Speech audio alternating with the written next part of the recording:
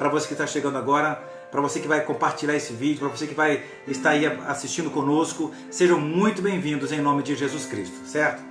Êxodo capítulo 12, versículo 11, a parte final do versículo diz o seguinte: esta é a Páscoa do Senhor. E a Páscoa do Senhor não é a Páscoa que a igreja quer fazer, não é a Páscoa que nós pais queremos fazer, não é a Páscoa que o mundo quer ditar como forma comercial, mas essa Páscoa é a Páscoa de Deus, do grande El Shaddai, do poderoso Adonai, do Senhor que é dono do universo, que é Senhor da história, que é Senhor das famílias, que é Senhor dos governos, que é Senhor de tudo, está acima de todos. Esta Páscoa é dele.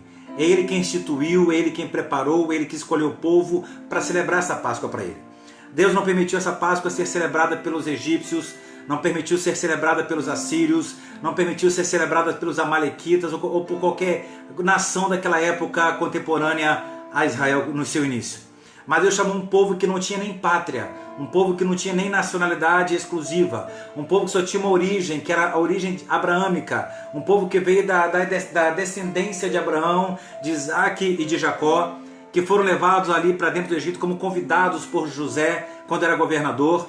E a partir deste momento eles começaram a entender que Deus tinha algo muito maior e melhor para eles. Este algo muito maior e melhor para eles era o momento em que Deus tinha para fazer para eles algo especial. Algo em que Deus se revelaria a eles. Um Deus que eles esqueceram como era, um Deus que se esqueceram como trabalhava, um Deus que se esqueceram como era adorado, como deveriam adorar esse Deus.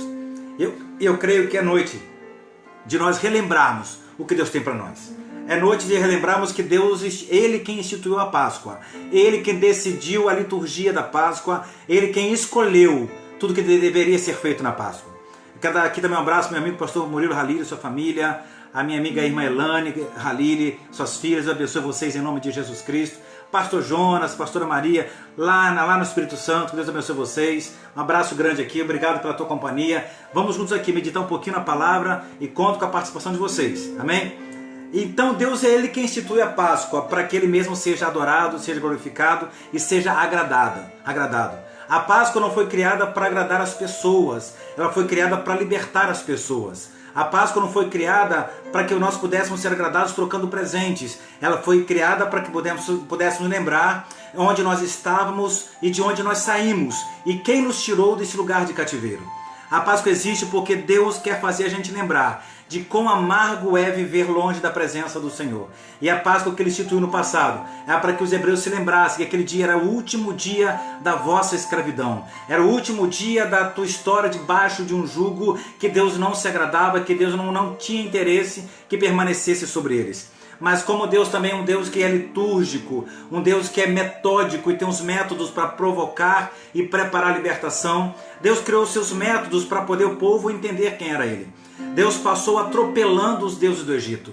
Deus humilhou todas as potestades, todos os principados, todos os governos, toda a segurança que o Egito tinha. Ele aniquilou toda a fortaleza humana que havia dentro de Faraó e dentro dos seus governos, dentro da sua história, porque se esqueceram de Deus, se afastaram de Deus e começaram a perseguir e a oprimir o povo de Deus. E é nessa hora que Deus faz sentido para a sua Páscoa. É nessa hora que Deus traz um sentido real para que a sua Páscoa pudesse ter um efeito tão preciso. Ele chama o seu líder do povo hebreu, que é Moisés, e manda o povo Moisés institui uma Páscoa para eles. Iam pegar um cordeiro para cada família. Família pequena devia dividir o cordeiro com outra família menor também. Mas lembre, atente para uma coisa, era um cordeiro para cada família naquele tempo. Mas a Páscoa que Jesus vai instituir foi um cordeiro para toda a humanidade. Aquilo que era exclusivo para cada casa, que dependia de um sacrifício local. Deus vem por meio de Jesus Cristo, lá no Novo Testamento, na nossa época da graça, trazer para a gente um sacrifício completo, perfeito e real. Aquilo que era parcial, aquilo que era temporário, aquilo que só cobria pecado, mas não perdoava, foi o sacrifício da Páscoa. Para dizer para eles, olha, estou dando para vocês um símbolo do que vai ser lá na frente. É uma figura de projetos futuros, é uma sombra do que eu estou trazendo para o que vai acontecer, que já é real, que já está implantado. O que eu quero entender com vocês como sombra? Sombra é aquilo que está sendo emitido por causa de uma luz, ou seja, aquilo que está refletido para nós em uma sombra é porque aquilo que é real está na luz do céu de glória, que foi refletido como sombra para o povo do passado, mas para a gente foi revelado o Evangelho da Graça, que nos transforma, que nos modifica e que nos faz entender que essa Páscoa é para podermos relembrar quem éramos, quem somos e aonde vamos estar com o nosso Mestre amado. A Páscoa que foi celebrada em cada casa, em cada família, naquele tempo, eu não vejo diferença no tempo de hoje. É a maior festa cristã da atualidade, a Páscoa. Para mim é mais importante do que o Natal, porque embora celebramos o nascimento de Jesus Cristo, na Páscoa celebramos a sua morte e a sua ressurreição, que é o símbolo maior do seu propósito. É aquilo que Jesus veio fazer e realizar em nossa vida. Foi dessa forma que Deus fez comigo, fez com o pastor Jonas, pastor Murilo, fez com a minha esposa Daiane, fez com você, Messias, aí em Cordeiro, no Rio de Janeiro, fez com você, Ângela Robadei, fez com vocês que estão me acompanhando, me assistindo, e eu tenho certeza que Deus esta noite está entrando com providência para mudar a sua história e fazer com que a tua vida seja modificada. Vamos entender um pouquinho do que é Páscoa? A palavra Páscoa vem do hebraico Pesach, que quer dizer, em algumas traduções, passagem, e na extensão da palavra, na sua etimologia, quer dizer passar por cima. E foi isso literalmente que Deus fez. Deus passou por cima do Egito com seu anjo. E as casas que não tivessem a marca do sangue do cordeiro nos seus umbrais, o anjo que estava passando por cima do Egito, passando por cima de todo o Império Egito, ele desceria e recolheria o primogênito daquela casa. Quando Deus passa por cima, Ele passa em revista. Ele está passando hoje observando as casas do Brasil, está observando as casas dos evangélicos, as casas dos não evangélicos, as casas dos pastores, as casas dos políticos, está observando as casas das autoridades policiais, está observando as casas das autoridades judiciárias. Deus está passando por cima, querido. Ninguém passa impune numa cidade ou num país quando Deus está passando ele em revista. Eu vejo Deus passando a humanidade toda em revista. Mas o que isso quer dizer com isso, pastor? Deus está passando em todas as casas para trazer um juízo e uma justiça para quem foi danificado, para quem está sofrendo o dano da humilhação e da opressão. E é nesta hora e nesta noite que o anjo do Senhor, que passa por cima da humanidade, que passa por cima do planeta Terra, ele mesmo está observando quem tem a marca e quem não tem a marca. Tem muitas coisas que nós fazemos e nós esquecemos do sacrifício de Cristo, esquecemos do sacrifício do Cordeiro. E naquele momento em que Deus passou por cima do Egito, Ele passou, mais uma vez, repito, atropelando os impérios, atropelando os deuses do Egito, até o ponto de chegar e matar o primogênito de Faraó, para aí sim começar um projeto de liberdade para o povo de Israel. O povo de Israel não tinha a sua nação, não tinha a sua terra, mas eles tinham uma promessa. Talvez é aquilo que você não tem hoje, não tem casa própria, não tem emprego fixo, não tem muita coisa fixa, mas você tem uma promessa do Senhor. Você tem uma palavra liberada de Deus para a tua vida. E quem acredita na promessa, querido, pode entrar sacrificando o cordeiro, pode entrar apresentando o teu sacrifício maior, mas esteja debaixo da cobertura dos céus, esteja debaixo do sangue do cordeiro, porque quando o anjo de Deus passar, ele vai aniquilar os teus inimigos e vai te encaminhar para um lugar de vitória, para a exaltação do nome do Senhor. O que eu quero dizer com isso? Que está chegando o tempo, quem sabe hoje, nessa noite de sábado para domingo, a noite que os hebreus prepararam a sua Páscoa para poder matarem o cordeiro, prepararem ele com ervas amargas e comerem essa carne com pães asmos. O que eu quero passar para você nessa noite? Talvez você preparou muita coisa, muita liturgia, fez muito preparativo para essa Páscoa, mas onde está Jesus Cristo na sua Páscoa? Aonde está o Senhor para trabalhar na tua vida? Aonde está o Senhor, que é o centro maior da Páscoa? Ele é o Cordeiro Pascual. Ele é o símbolo de todo o cristianismo. Ele é o símbolo da nossa fé. Ele é a firmeza da nossa fé. Uma Páscoa sem Jesus, em que ele está sendo trocado por um chocolate, sendo trocado por um ovinho de Páscoa, sendo trocado por um coelho que não bota ovo, trocando a verdade por mentira. Querido, isso não é Páscoa, isso é engano, isso é comércio. Mas Jesus Cristo que nos colocou essa noite aqui, juntamente com vocês, para trazer Jesus Cristo de volta para os nossos lares, para as nossas famílias, para que Ele seja entronizado, para que Ele seja envolvido e participe da nossa celebração com Ele. Jesus tinha um interesse muito grande em celebrar a Páscoa com os discípulos. Jesus chega para Pedro e os apóstolos e fala o seguinte: olha, vocês vão até a cidade, vocês vão encontrar um homem carregando um cântaro de água.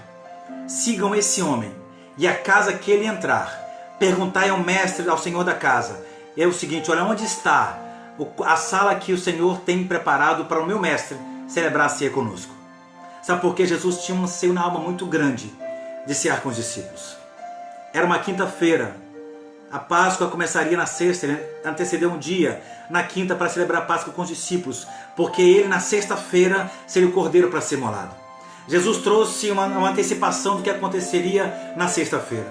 Assim como naquele tempo Jesus, o cordeiro, foi um tipo de Jesus para o sacrifício, Jesus também trouxe um tipo da Santa Ceia um dia antes da celebração da Páscoa. Jesus vai com os discípulos para aquela casa em que eles seguiram um homem carregando um cântaro. Naquele tempo não era normal, não era comum os homens carregarem cântaros de água. Não era comum as pessoas observarem homens carregando água, porque era o trabalho das mulheres. As mulheres que eram responsáveis por transportar as águas para dentro das casas. Mas naquele dia Jesus falou, vocês vão procurar um homem, esse seria o sinal, para entrar nessa casa e lá estarem servindo ao Senhor no preparativo da Páscoa. Eles subiram até o segundo piso da casa e prepararam ali um cenáculo, uma mesa, 12 cadeiras, prepararam tudo. Não tinham muito tempo para fazer os pães como estavam na época, fazer como tudo tinha que ser feito, como uma Páscoa perfeita, mas prepararam do jeito que tinha que ser feito para que o nome do Senhor fosse glorificado. O que eu entendo com isso? Não existe celebração com Cristo com casa desarrumada. Não existe Páscoa do Cordeiro se você não prepara um ambiente para recebê-lo. Não existe família que seja abençoada sem que Cristo primeiro tenha um ambiente preparado para recebê-lo. Foi assim com os hebreus no passado no Egito e foi assim também com os discípulos. Os hebreus preparavam uma Páscoa de acordo com o que Deus tinha determinado. Matassem o cordeiro, não podia ter mancha, nem osso quebrado. Tinham que sacrificar carne, pegar o sangue, separar para aspergir nos umbrais. Havia um preparativo para a Páscoa. Deus é cerimonialista, Deus é um Deus cerimonial. Ele gosta das coisas na sua liturgia perfeita. Assim como o povo hebreu fez, os discípulos também o fizeram. E quando aquela mesa estava preparada, Jesus estava assentado com eles num nível único, porque a Páscoa, querido, não veio para mostrar quem é maior ou quem é menor. Ele veio para nos nivelar no nível de Cristo. Para começar o nosso nível, irmã Cláudia Conceição, o nosso nível, irmã Raia Varenga, não é no nível da terra, o nosso nível é no nível de Deus. O nível do Senhor é no segundo nível, ou seja, Jesus não preparou uma Páscoa no nível terreno.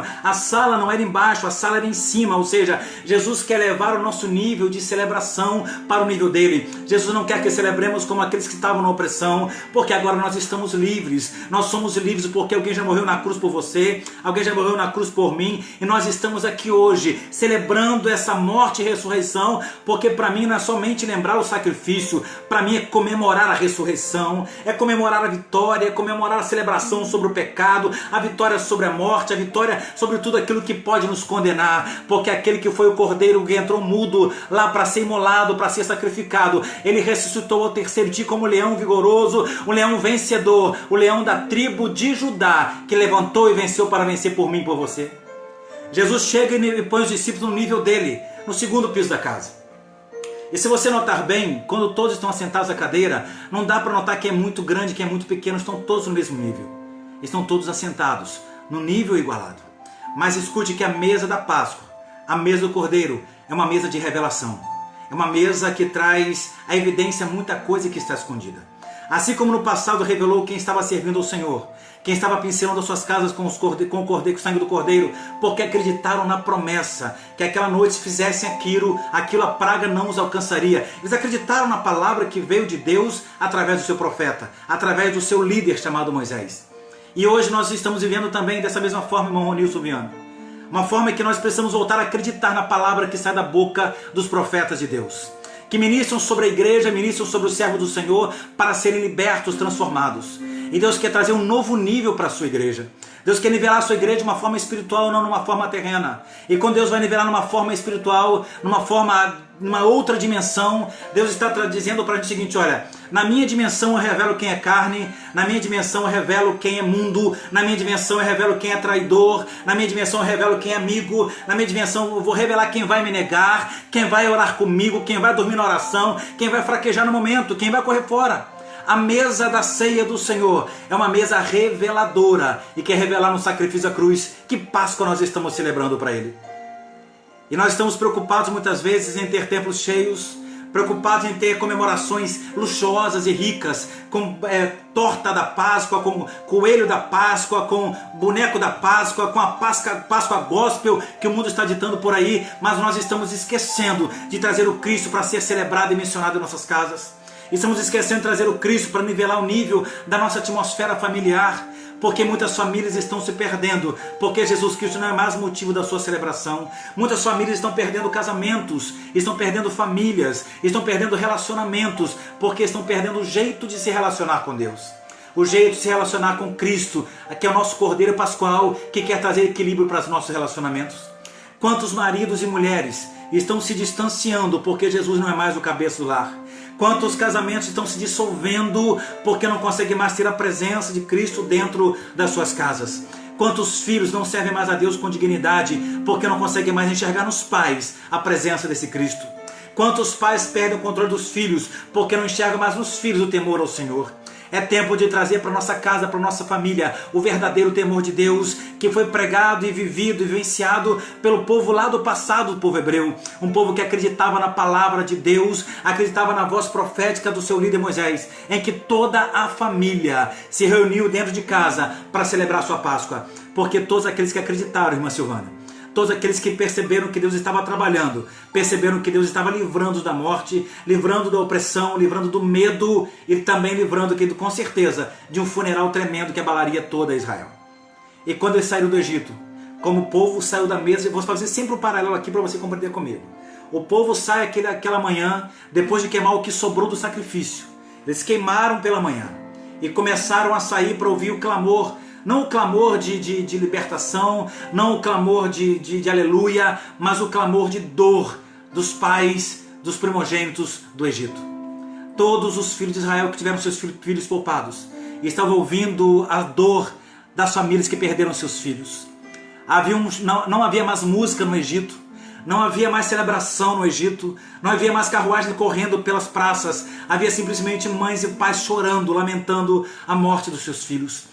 Do palácio até a casa mais simples, houve um grande clamor, um grande mover de alma e de lágrima pela perda das famílias. Mas escute uma coisa, para Deus libertar quem é dele, vai ter que sempre promover o prejuízo para o mundo das trevas. Vai ter muita gente, estou falando de morte de pessoas, e estou dizendo para o prejuízo, para aquilo que te oprime, aquilo que está afligindo a tua alma hoje vai começar a lamentar a perda, vai começar a lamentar o prejuízo, porque tudo que ela estava tentando manipular sobre a casa de crentes, sobre a vida de filhos de crentes, sobre o mundanismo na mente de jovens, mundanismo na mente de maridos e mulheres, tudo isso Deus hoje começa a colocar um prejuízo para o mundo das trevas. Para quê? Porque chegou o dia da libertação da tua casa, chegou o dia da libertação da tua família. A Páscoa é isso, meu querido. Páscoa é libertação, Páscoa é transformação. Tem muita gente que fica preocupado, quantas pessoas deram, pastor, na sua live. Querido, não estou interessado em multidões. Estou preocupado em que essa palavra chegue a corações para serem transformados. Estou preocupado em que vidas que estão me acompanhando agora, seja nas lives, seja nas salas de WhatsApp, seja onde for, mas que estão me acompanhando aqui, porque eu tenho certeza que serão alcançados por uma palavra que está saindo do coração de Deus para a tua família. Tudo que hoje para você está fazendo um sacrifício para estar na presença do Senhor. Deus está passando por cima e atropelando o teu inimigo para honrar o teu sacrifício na presença dele. Eu sei que pode ser com lágrimas, eu sei que está sendo um sacrifício de dor, porque mortificar a carne é terrível, mas Deus vai honrar o teu sacrifício para te elevar para um lugar muito maior e melhor na presença dele. Vamos agora para os discípulos?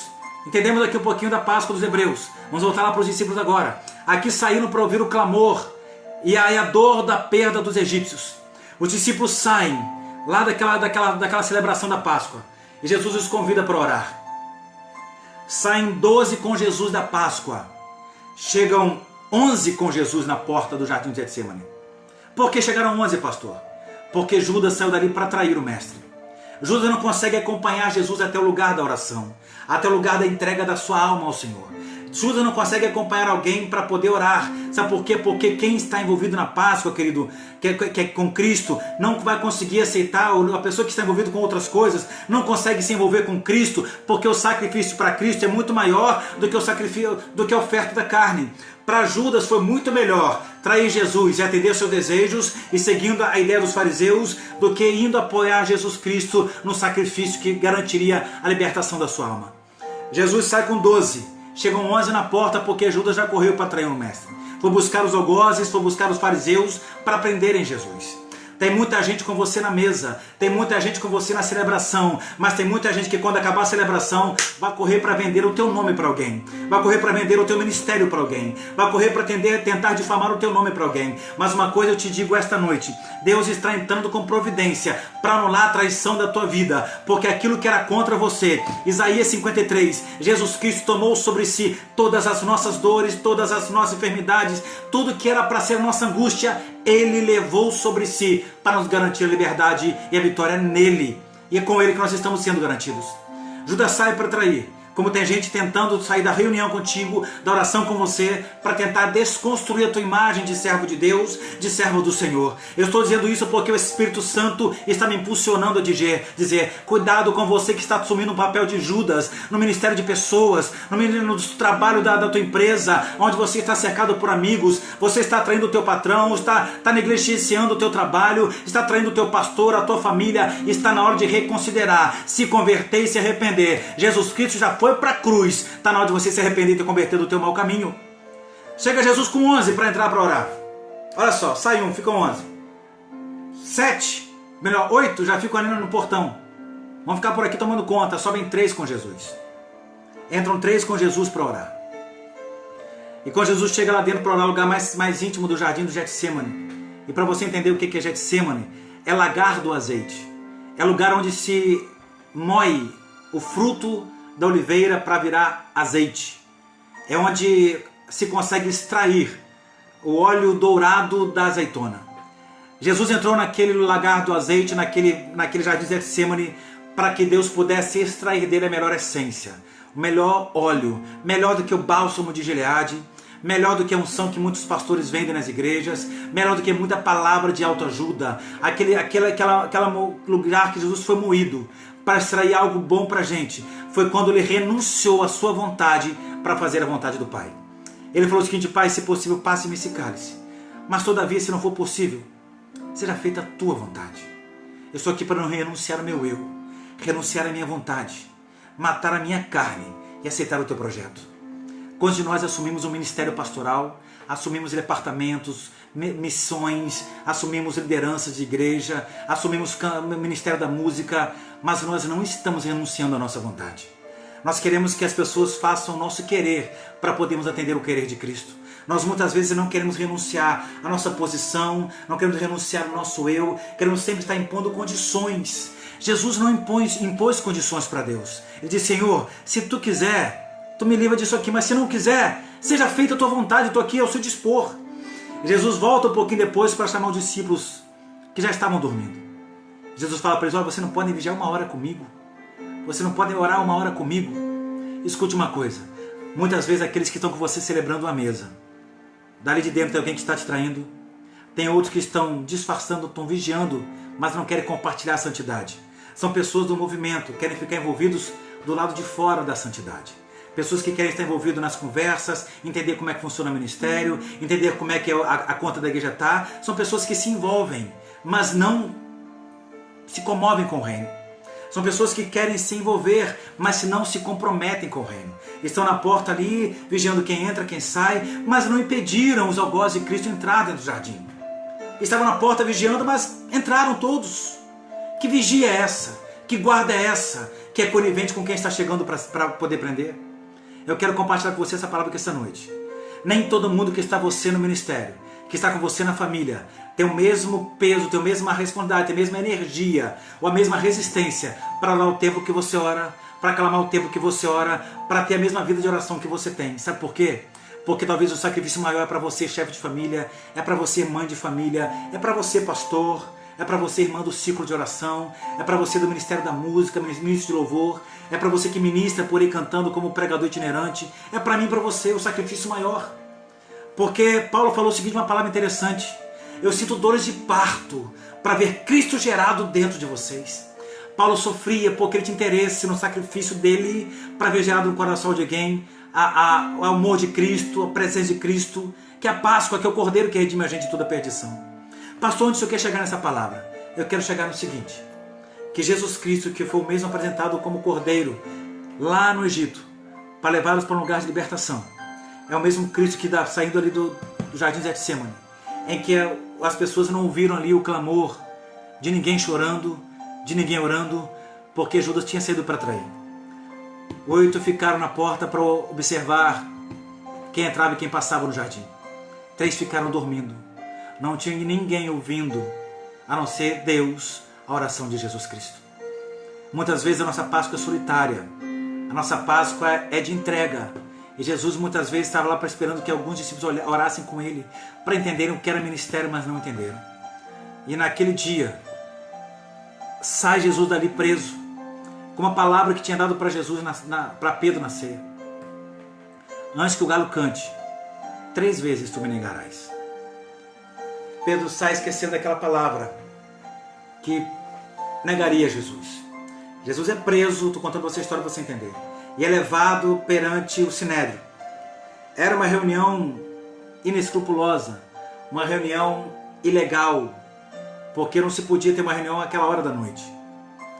E simplesmente porque Roma tinha colocado Caifás como sumo sacerdote, indo contra a vontade da lei judaica que tinha Anás, seu pai, como sumo sacerdote.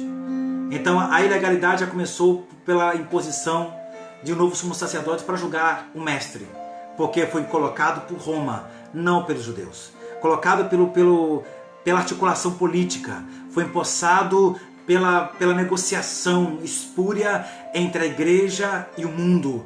É o envolvimento do mundo manipulando a regra de uma igreja. Mas Jesus Cristo veio para a Páscoa para poder quebrar esse ciclo na igreja. Quebrar esse ciclo no teu ministério, na minha vida e na sua vida.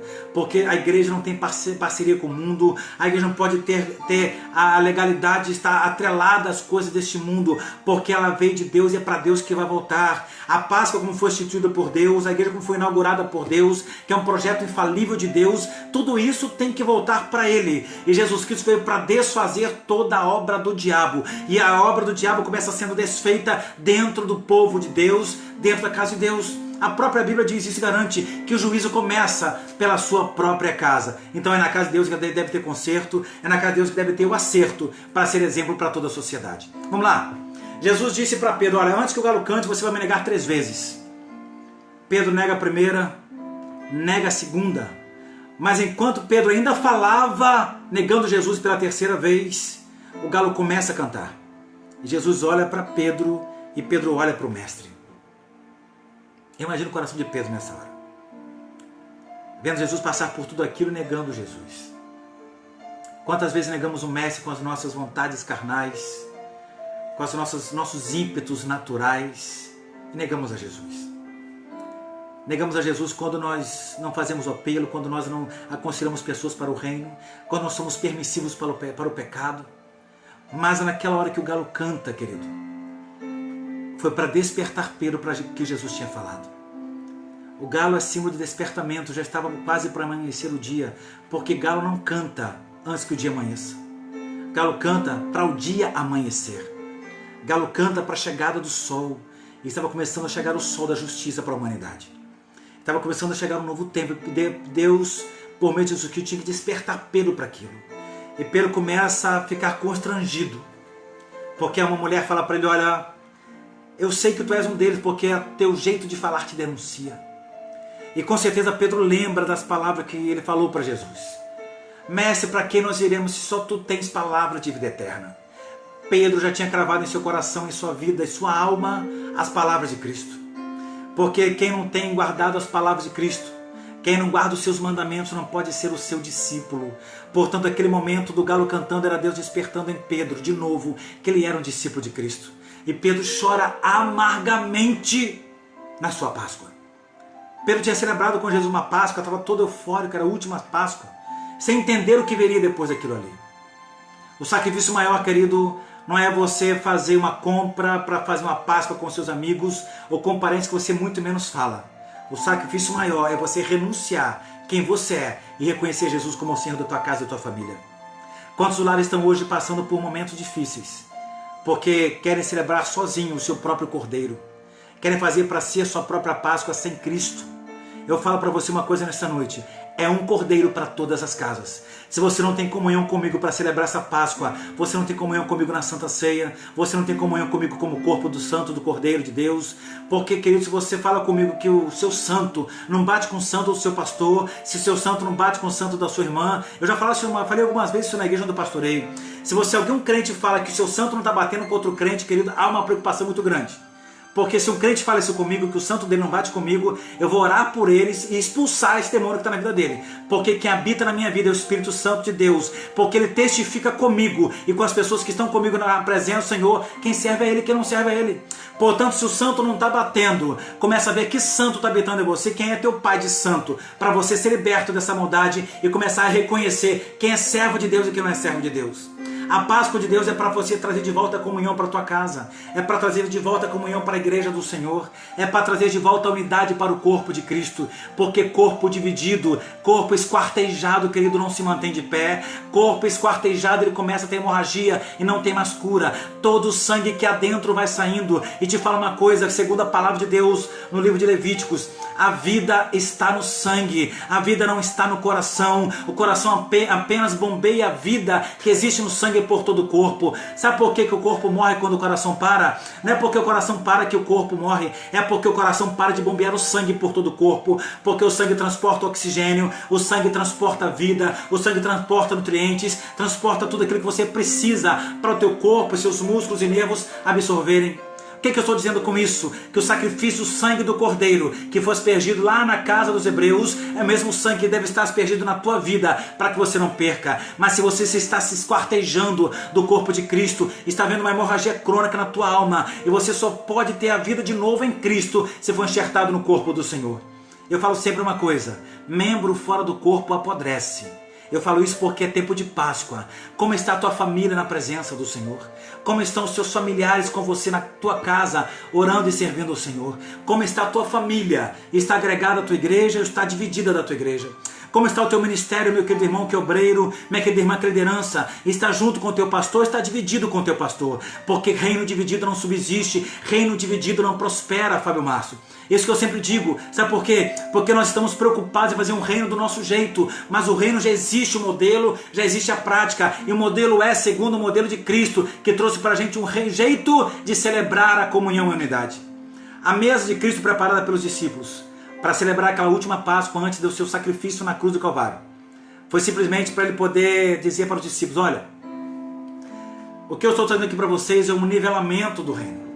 Para muita gente, o ministério de Jesus Cristo tinha tudo para dar errado. Tinha gente que era traidor, que era interesseiro, que era nervoso, que era injusto, que era vingativo, que era ganancioso, cobrador de imposto. Tinha tudo isso lá no meio. Tinha tudo para dar errado. Mas o ministério que tem Jesus pode até ter pessoas problemáticas, mas Jesus conserta elas para que o ministério seja aperfeiçoado. Jesus trouxe isso na sua Páscoa, em que todo mundo olhava para aquela turma que seguia Jesus. Esses aí são servos de Jesus?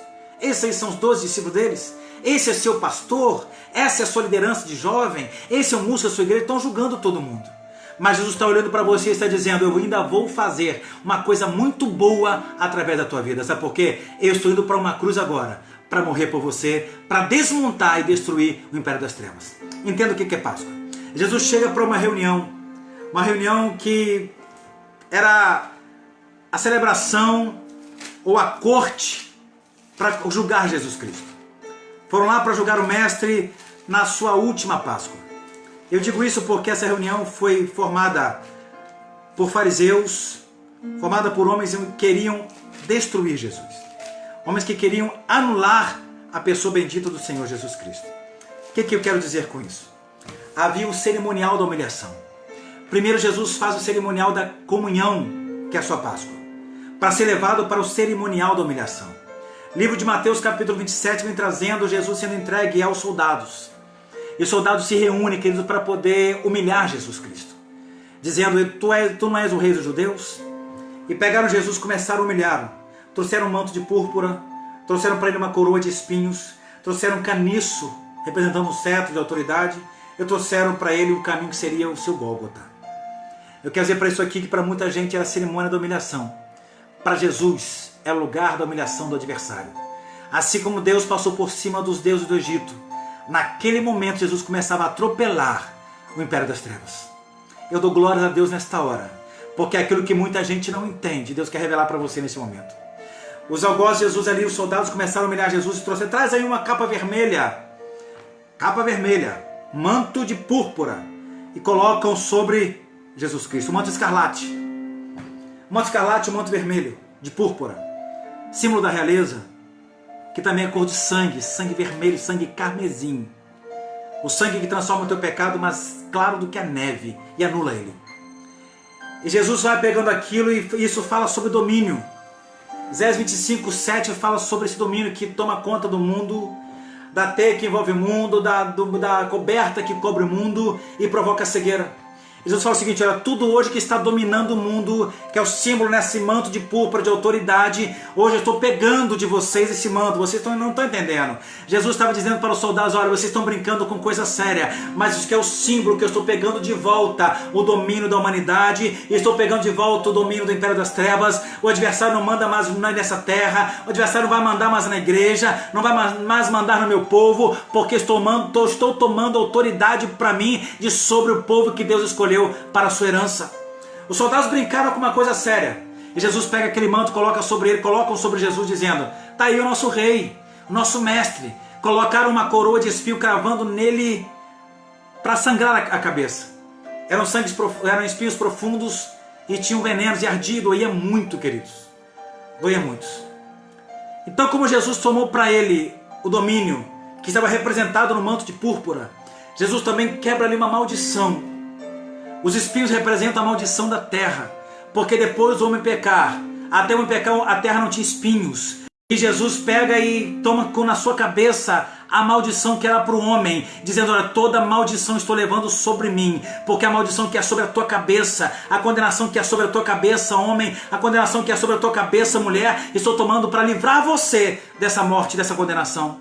Tem muita gente que não entende o que é Páscoa. A Páscoa é Deus tomando o nosso lugar, Ele é o nosso substituto, Ele entrou em nossa vida, o nosso melhor amigo, e disse, olha, fica aqui que eu vou te representar naquele tribunal, mas vou te dar uma liberdade que você nunca experimentou na tua vida. Eu não sei vocês, mas estou sentindo a unção de Deus aqui. Eu estou sentindo a presença do meu mestre amado falando comigo, que toda maldição que havia sobre a minha vida, toda condenação que havia sobre a minha história de vida, Ele anulou, e todo domínio que havia sobre meus familiares, a história de vida do meu passado, tentando dominar meu futuro, Deus anulou toda a interferência do mal na minha vida e na sua vida. Sabe por quê? Ele toma hoje o controle da tua história, porque Ele é o Senhor que veio para mudar a história das famílias dessa terra. Jeremias 31, eu gosto muito desse versículo. E naquele tempo eu serei o Deus de todas as famílias de Israel, e eles serão meu povo. Você vem comigo na palavra, eu vou trazendo para vocês que Deus está me revelando aqui. Jesus vai para aquela reunião, para aquele tribunal, para matar pessoas, para sacrificar o nosso mestre. Jesus recupera a autoridade que havia a humanidade entregado nas mãos dos homens. Jesus não perdeu, deram na mão das outras pessoas, na mão da humanidade, na mão do mundo. Jesus pega a maldição sobre a tua cabeça e tira a maldição de sobre o mundo, porque os espinhos foram maldição sobre a terra. Jesus vai tirando a maldição de sobre a humanidade. E é isso que Deus está tirando sobre as nossas famílias, sobre as vossas casas. Pastor Eunápio, meu amigo Josi lá em Una, no Espírito Santo, Deus está removendo muitas maldições lançadas, palavras lançadas nos escondidos, palavras lançadas no oculto que você não sabe, mas Deus hoje está desfazendo toda a maldição lançada contra a tua casa e contra a tua família. O teu lar é um lar de bênção, a tua casa é um lugar abençoado, a tua família é uma família de prosperidade, e eu profetizo a presença de Jesus Cristo nos lares que estão me ouvindo nesta hora, para que a tua casa seja abençoada em nome de Jesus Cristo. Naquela reunião, naquele tribunal da humilhação, que era Jesus desfazendo o mal na nossa vida, deram para Jesus um caniço, um cetro, que é símbolo de poder e autoridade. Jesus pega aquele cetro de poder e imagina Jesus falando, eu vou falar isso daqui a pouquinho quando eu ressuscitar, é-me dado todo o poder no céu e na terra. Aquilo representou um momento que aconteceria após o sacrifício, uma autoridade que Jesus já havia tomado posse, uma autoridade que já era dele. Ele estava dizendo, daqui a pouquinho, essa autoridade que vocês estão simbolizando aqui na minha mão, com essa cana, com esse cetro fajuto, eu vou tomar de volta as chaves da morte e do inferno, o adversário que me aguarda. Imagina Jesus conjecturando isso. Estou pensando aqui, eu estou imaginando Jesus. A tua hora está chegando, Satanás. A tua hora está chegando, Império das Trevas. A tua hora está chegando, domínio romano. O meu povo vai me glorificar. E daqui a pouquinho, vocês vão ver que dentro de 10 dias, eu vou descer aqui, quando passar 40 dias na terra. Depois de 10 dias, com 50 dias, vocês vão ver o meu poder descer sobre a humanidade.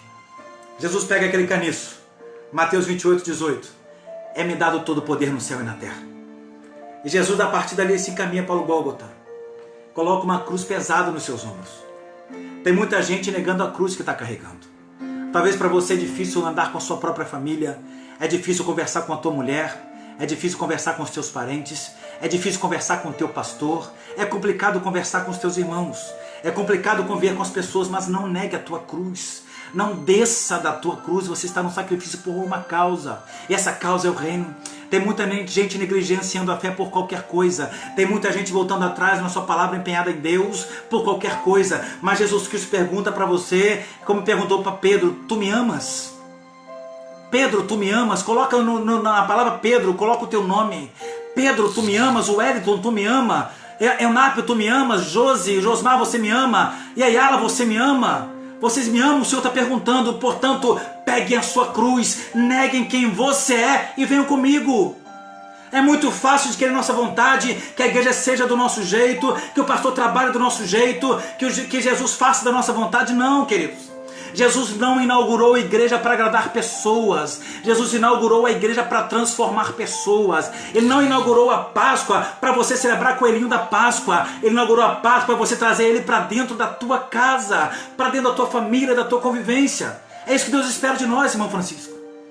E Jesus sai caminhando para o Gólgota, para o lugar chamado Caveira, onde seria crucificado, ao lado de 2 ladrões, 2 criminosos. Jesus é crucificado pela manhã. Ele passa 6 horas na cruz, até chegar a hora 9. E as pessoas debocham dele, pessoas criticam ele. Você acha que o evangelho não está sendo assim hoje? Estão criticando o evangelho, debochando da nossa fé, debochando do nosso jejum coletivo convocado pelo presidente, debochando do culto que você faz, do louvor que você canta. Ainda estão desdenhando da fé em Cristo. Mas espera que vai acontecer um terremoto na terra. Jesus Cristo desceu naquele dia as partes mais baixas do abismo. Ele fendeu as pedras, abriu um caminho para a gente falar com Ele, como estamos fazendo hoje aqui. Que Ele fale comigo e fale com você de maneira especial. Sabe por quê? Porque Ele é o Deus que te ama e quer ser o motivo maior da sua celebração nessa Páscoa. Jesus vai para aquele Gólgota, que é o lugar da caveira, que era o símbolo maior de humilhação. Naquele tempo, nas culturas passadas, queridos, para um rei provar que dominou outro reino, ele tinha que sentar no trono desse reino. Foi assim quando os assírios assumiram Jerusalém. Foi assim quando os babilônios assumiram todo o mundo. Foi assim quando o Império Romano assumiu todos os lugares que passou. Foi assim com Alexandre o Grande. Foi assim com os bárbaros, os citas de todas as épocas. Eles tinham que sentar no trono do rei que mandava anteriormente. E Jesus tinha que sentar no trono das trevas para mostrar que ele estava mandando aquela hora. Pastor, isso é antibíblico, isso está complicando a situação. Não, Jesus tinha que provar aquele que mandava. O lugar que era de maior humilhação, de maior exposição, era o local de maior celebração do adversário. Ali era o símbolo da morte. Jesus tinha que ir para lá para provar: estou vindo aqui para te humilhar, morte. Jesus tinha que ir para lá para dizer: olha, estou aqui, ô Satanás. A caveira é o símbolo da tua autoridade, mas eu vou dizer para você: estou vindo aqui para tomar o que é teu. Estou vindo aqui para tomar o que está na tua mão. Estou vindo aqui para provar que hoje quem domina sou eu. Jesus fez isso aquela noite. Ele vai, aquela tarde, ele vai para o lugar de maior humilhação do mundo para provar que ele estava sendo exaltado, cumprindo a vontade do Pai. Até que chega um momento que muita gente não entende por que Jesus falou aquilo. Jesus fala: tetelestai, aleluia, bendito é o nome do Senhor. Está consumado, não pode ser revogado, não pode voltar atrás, não pode ser anulado, não pode ser cancelado. O sacrifício perfeito está feito. O sacrifício que anula o pecado, não somente encobre, mas perdoa pecados, está feito. Jesus estava dizendo para o Pai e para a humanidade: está consumado. Ninguém pode desfazer o que eu estou fazendo. Ninguém pode mais colocar outro sacrifício maior do que esse, porque eu sou o sacrifício perfeito. O nosso Cordeiro Pascual que entra entra mudo para o matadouro, mas se levanta ao terceiro dia, rugindo como um leão forte e vitorioso, o nosso leão da tribo de Judá, que saiu para vencer, para conquistar e para destruir o império das trevas. Esse Jesus que eu sinto a presença, que estou compartilhando com você nesta noite, o Jesus que é o símbolo da nossa Páscoa, que quer ser entronizado em nossas famílias, em nossas casas, em nossas semanas que deixaram de ser culticas a Deus. Queridos, entenda uma coisa, não adianta celebrar uma Páscoa por ano para lembrar de Jesus. Você tem que lembrar dele todo dia para voltar no próximo ano para celebrar com ele a nova Páscoa. Ana fazia isso. Ana caminhava de ano a ano durante 24 anos para encontrar milagre. Mas todos os anos ela tinha motivação: eu preciso voltar naquele lugar. Eu preciso celebrar de novo na presença de Deus. Que cada Páscoa para a igreja, que cada Páscoa para os crentes seja um motivo para uma retomada de caminhada, para daqui mais um ano estarem celebrando diante do Senhor. Mas nós temos a nossa Páscoa simbólica, que é toda a ceia, queridos. Que é toda a Santa Ceia em que celebramos a morte e ressurreição de Cristo. Trazemos um memorial para a nossa vida. E instituímos um memorial para que Deus possa ser relembrado como Deus amoroso, que nos ama, nos perdoa e quer conviver conosco em santidade. Deus tem tanto interesse da nossa convivência que Ele traz alguma coisa para nos ligar de novo a Ele. Nós estávamos afastados de Deus. A humanidade estava destituída da presença de Deus. E a única forma da humanidade se voltar para Deus é um sacrifício que Ele mesmo escolheu. Uma Páscoa que é dele, como nós lemos hoje aqui, Êxodo 12, versículo 11. Esta é a Páscoa do Senhor. A Páscoa do Senhor não é a Páscoa que você quer. É a Páscoa que Ele já tem preparado, já tem um modelo, já tem a liturgia dele. É a Páscoa em que Cristo é o nosso Cordeiro, que nos resgata e nos redime da perdição. Eu quero deixar para você essa palavra, esperando que Deus tenha abençoado a sua vida de maneira especial, para que você possa entender que sem Jesus não existe celebração de Páscoa. Sem Cristo no nosso lar, não existe motivação maior para a gente poder colocar que não seja Ele. Ele é o nosso Cordeiro Pascual, que deve ser lembrado como o Cordeiro que veio, morreu, mas ressuscitou para libertar a minha vida e a tua vida de toda perdição. Talvez você que não me conhece está me acompanhando agora, que está me vendo aí lá de Santa Catarina, você que está em outros países, pastor lá da França que está me acompanhando, pastores de Portugal, irmãos aí que estão me acompanhando no Espírito Santo, Rio de Janeiro. Deus abençoe a vida de vocês. Sabe por quê? Porque vocês estão apoiando aquilo que Deus quer para a humanidade. Uma humanidade que seja avivada pela palavra. E é por esta palavra que nós vencemos, é por esta palavra que nós somos colocados como verdadeiros vitoriosos na presença do Senhor. Que palavra é essa? É o próprio Cristo. Ele é o verbo vivo, o verbo encarnado, a palavra que foi emanada do trono de glória, chegou até nós para mudar a nossa história. Que Deus em Cristo abençoe as suas vidas. Abençoe o seu domingo de Páscoa, que você possa esta noite entrar num propósito com Deus.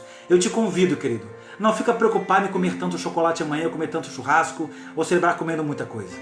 Tira um momento de sacrifício e jejum ao Senhor. Ora a Deus por sua nação, ora a Deus por seu estado, por sua cidade, sua igreja, sua família e por sua vida. Olha para que Deus possa manter um equilíbrio espiritual em nossa nação, porque Jesus Cristo quer ainda uma igreja que clame a Ele. Não uma igreja que negue a Ele, que rejeite a Ele, que traia a Ele. Mas precisamos levantar como uma igreja posicionada, sabendo que Jesus Cristo é o nosso Senhor. E enquanto Ele não for o Senhor dessa nação definitivamente, ela não será uma nação abençoada e uma nação feliz. Eu acredito que bem-aventurada é a nação cujo Deus é o Senhor.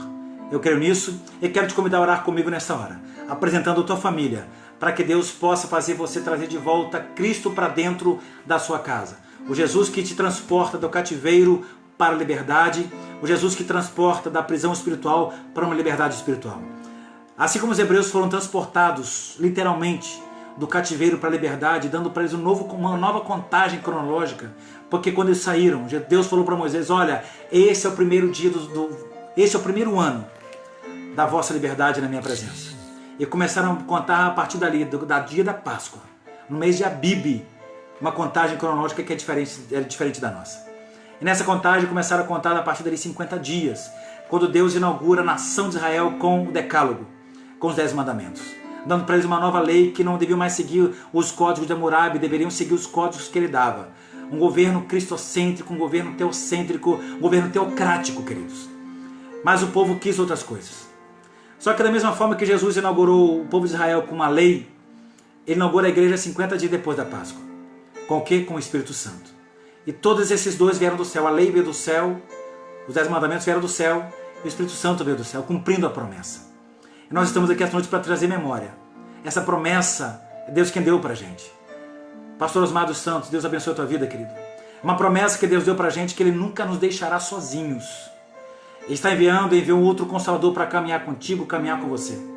Não importa o teu estado de depressão, não importa o teu nível de frustração, ou problema emocional, conjugal que você esteja atravessando, talvez um problema financeiro grave na tua família, isso é para se preocupar? É. Mas quero dizer uma coisa para você, Deus está indo ao teu encontro esta noite. Se você acreditar e ter fé, hoje Jesus entra com providência na sua casa. Se Ele voltar a ser rei de novo aí dentro, se voltar a ser Senhor de novo na tua casa, Ele está entrando com providência para sarar tuas feridas, para cicatrizar tudo aquilo que ainda não foi sarado durante anos de convivências, que sem perdão, sem sarar isso aí. Deus hoje quer sarar tudo isso. Sabe por quê? Porque Ele veio para desfazer todo o mal. Todas as dores da sua alma, todas as angústias do teu coração. Isaías 53, se você deu crédito à nossa palavra, é para isso que eu estou falando aqui. Ele veio para mudar a história. Eu creio que esse Jesus hoje está entrando na história de famílias, de lares, de igrejas, para poder fazer com que esse povo se levante abençoado na presença do Senhor. Quero que você ore comigo nesse momento. Se você puder, coloque a mão sobre o teu coração, porque eu acredito que ainda as fontes da vida saem do coração. Elas influenciam ainda o nosso jeito de pensar, de agir, de ver, direcionam até mesmo a nossa conduta moral e espiritual, porque as nossas vontades saem do coração.